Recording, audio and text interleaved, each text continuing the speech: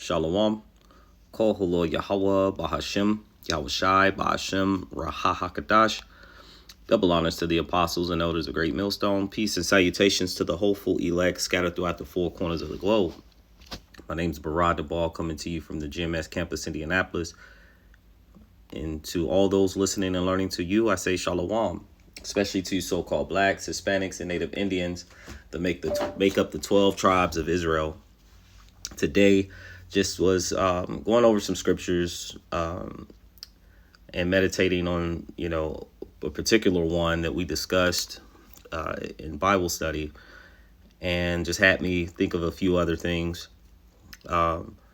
Just as a reminder, the children of Israel in today's time, this current present moment, would be in the hand of the enemy. Will be scattered into all the nations and will be oppressed. And so let's look up this word oppressed. Hopefully it's edifying into the elect body of true believers. This is oppressed. It says burdened by abuse of power or authority. Now, if you understand the current rulership and leaders and what's actually going on right now, there is actually a lot of abuse of power that's actually happening. And starting with the top elite banking families, a portion of an abuse, you would say abuse of power, would be, just came up. Abuse of power would be when you think of the EP files, okay, the current files that has come out, and you find that there's these top elite and politicians, top lawyers, entertainers, who have major influence in the world, whether it be through fame, but whether it be through the position in political or economically, militarily. These people have positions to lead and guide and influence, and in this particular case, deceive the masses of people, because we know that the earth is given into the hand of the wicked. And so they're abusing their power, which is a corrupt practice or custom, going back to, like we mentioned, the Epst files. All right. Improper or excessive use or treatment. And when you think about the children of Israel, this has been a case since we have been brought over into this land, starting, that's the tribe of Judah. But prior to that, the native tribes that were already in the land, and how through the power of Esau, Edom, the so-called white man, they had taken and stolen the land. John chapter 10, verse 10 said, the thief cometh not but to steal, kill, and destroy. And so Yahweh Shai, or the scriptures, the spirit, Yahweh Shai is the spirit of prophecy. It was prophesied that a nation would overtake the children of Israel, and that in the last days, again, in the places in which we were scattered, we would be oppressed. Okay. And you could read those things in Deuteronomy 28, the curses. And so with that, as you can see, the oppressor. All right. And so as the leaders are, we always bring this up, as the leaders are, so are the officers, and so are the people, roughly paraphrasing Sirach, I believe it's 10. All right. Because so as you see that the abuse of power is on high, the abuse of power also to the common men, the rulers, those who are in your offices, your current jobs, okay, that you work, you find that they also will abuse their power, take advantage of different policies and procedures, and as a result, many of the so-called blacks, Hispanics, and Native Indians are affected. Give one more example, and we'll get into some scriptures. Another example is how they, and actually as a whole, the whole earth, will be affected. So here's an example. You have the ICE agents who went out and to deport many of the northern kingdom. And as they went out to deport, okay, a lot of the farmland was being farmed by many of the northern kingdom tribes. Okay, what would they call it? The Mexican tribes. Today, just one of them. Issachar. And so, when we look at this, as they actually were oppressed and pushed out, many of the farmlands are now not being farmed as far as its fruits and vegetables, and then that greatly affected the crops. Okay, and of course will also affect the food and those things coming in, and that's on a more smaller scale. As we could see on a greater scale, the oil situation that's happening in the world. Okay, America asserting their authority alongside Israel to try to use their influence and power to change the regime of Iran. Okay, that is considered abuse of power, and all the other nations see it. Okay, starting with so-called blacks, Hispanics, and Native Indians. Russia, Putin had mentioned at one point, and many other nations have stated, their actions, America's actions on their own people in the land, really the so-called blacks, but then how they also rule all the others. The scriptures say, "He that is evil unto himself, who can he do good?" So he even oppressed his own people. So let's get this. Let's get these scriptures. This is what I was looking at, because again, we're in, as Revelations will tell you, spiritual Egypt for the hardcore bondage and Sodom. But we're going to deal with Egypt. This is the book of Exodus, chapter 2. And let's read verses 23. It says, "And it came to pass in the process of time," okay, the children of Israel were in the land, and as you read up, you'll see they were in the land of Goshen. They were increasing, all right, and prospering. But in the process of time, verse 23, "that the king of Egypt died, the children of Israel sighed for reason of the bondage." Because again, as they started to see the children of Israel increase and do well, they also started to become more hardened and increase the task, on the children of Israel. And so in modern time, you can see that the same thing is happening, how they actually push, the DEI, which our people weren't the main benefactors of DEI, but a lot of our people, mainly if you go in the last year or two, so-called black women were being let go or laid off by the masses. And it was like hundreds of thousands, okay? And still haven't really brought that back out, okay, as to how they rectified, these mass layoffs. But, they still are expecting for, us to pay taxes and get jobs, and the places in which we work where they had all these mass layoffs. Now the burden of working is put on those who are there to actually complete more and do more, though they are short-staffed.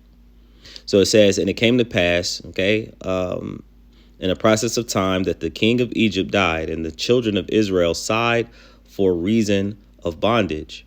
They cried, and their cry came up unto the Most High by reason of the bondage." So we're in that time now, okay? The men of the Lord have been sent forth. These are the ones that will be sighing and crying for all the abominations that are happening upon the earth.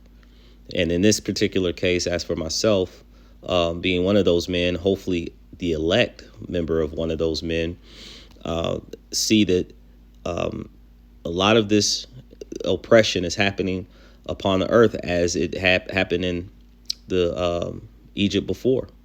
It says, "And the Most High heard their groanings, and so the prayers of a righteous man availeth much."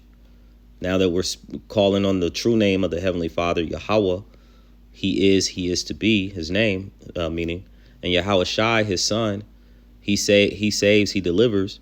Now, as we're crying out with all the abominations, all the things, the disputes and the disagreements that we have with this nation and how they've treated the whole entire earth. The Lord is now hearing hearing our groanings, as it says in 24. And the Most High heard their groanings, and the Most High remembered the covenant with Abraham, with Isaac, and with Jacob. And that's the bloodline in which the Lord Yahweh Shai is going to come to redeem. Jacob's name later becoming Israel. Okay, Yasher Allah. Okay, Yah, He, Shar, Prince, Allah, power.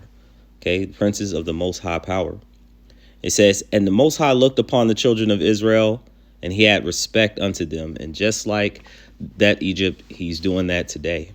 And a major respect and honor and mercy that he's given unto us is by giving us this truth, this knowledge, this understanding, which we know is going to be the stability of our time, considering Isaiah 33:6. So let's get a few other scriptures. We'll in this. This is the book. This is the book of Romans, 11, verse 26 and 27. It says, and so all Israel shall be saved, as it is written, there shall come out of Zion the deliverer, Yahweh Shai, and shall turn away ungodliness from Jacob. And how will he do that? By starting with the elect, giving them the knowledge, the wisdom, and understanding for them to prepare their minds, just like Ezra, to do the word. To hear the word, to do it, and then to teach unto Israel statutes and judgments. And then he says he's going to pardon those men, all right, those who turn back to Yahweh B'Ashem Yahweh Shai, and the elect. Okay, we know it starts with the 144,000, but there are elect men and women that are also are going to receive those who hear the word and do them. All right, as it tells us in Timothy, you shall save yourself and those that hear thee. And then here we go. It says, so verse 27. So this is the covenant unto them when I shall take away their sins. So the Lord has an elect body, or Israelites, in which in the end, all Israel will be saved. That was the main point here. All Israel shall be saved. So in the kingdom, you're going to have 144,000 elect members. And then they're going to bring in through marriage, sex, all right, reproduction, the 2/3 of that die on this side, all right. But then eventually they're all going to come in, and all the laws will be in their inward parts, as it is according to the book of Hebrews. And then you have that quick reference, Jeremiah 31 and 31. Which the book of Hebrews also quoted. So let's get a few other scriptures. This is the book of Nahum. Actually, we'll come back.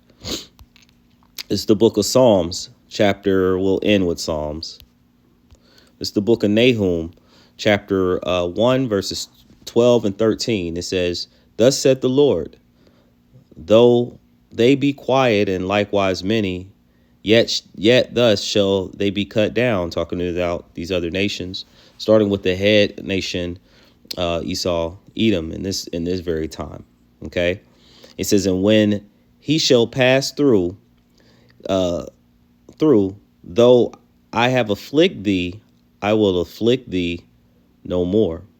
All right, he says, for now will I break his yoke from off thee. Okay, and will burst thy bonds asunder. So the yoke, all right, the control that Esau has over the children of Israel. Okay, he has had a foot upon our neck. He's been wearing out the saints, as it tells us in Daniel, and the Lord is going to cut all of those things off, so that we can worship and honor him in our own land forever and ever. So this is what we're looking for. We're looking for salvation. We're looking to be out of this oppressive state. And it's coming soon and very soon. This is the book of Psalms. This is the book of Psalms 119, verse 1 through 34, verse 134 says, deliver me from the oppression of man. So will I keep thy precepts. And then that's eventually what's going to happen. Why I brought up Luke chapter 1, verse 68, right? Matter of fact, we'll probably go ahead and pull that. Let's get it real quick.